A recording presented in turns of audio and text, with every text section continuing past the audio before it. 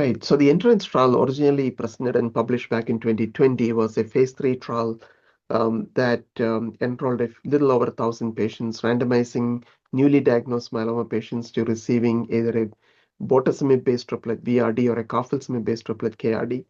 We had originally published that there is no difference in the progression-free survival or the overall survival between VRD and KRD. Are used as induction therapy in primarily a standard risk patient population, though they did include patients with 414 translocation and 1Q abnormalities.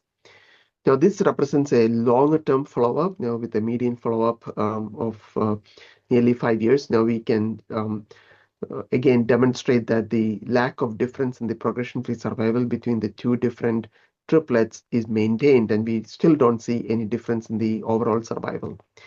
But with the longer term follow-up, we were able to do some additional sensitivity analysis, particularly looking at patients who went off therapy early on. And if you were to look at patients who got censored for alternate therapy and consider those as maybe events, then we see that maybe there is a trend towards improved PFS in the KRD population in certain subgroups.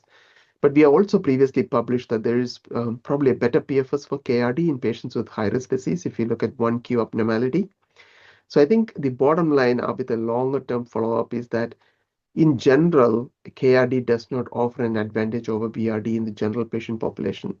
Given that we are not using triplets anymore in this newly diagnosed, this data again supports the selection of VRD as the combination to which CD38 monoclonal antibodies or other new agents should be added versus using KRD. Having said that, there might be a role for K-based combinations, especially in the younger patient population who are more fit and less likely to get some of the toxicities associated with Carfilzomib, and also patients with high-risk disease. So we certainly have data from several of those K combinations, like the ISA-KRD from the ISKIA trial, from the MIDAS trial, and from the advanced trial, all of which were presented at ASCO. Again, showing that it's a good regimen, highly effective, high MRD negativity rate, but we just lack the data to say that everybody should be getting KRD-based combinations.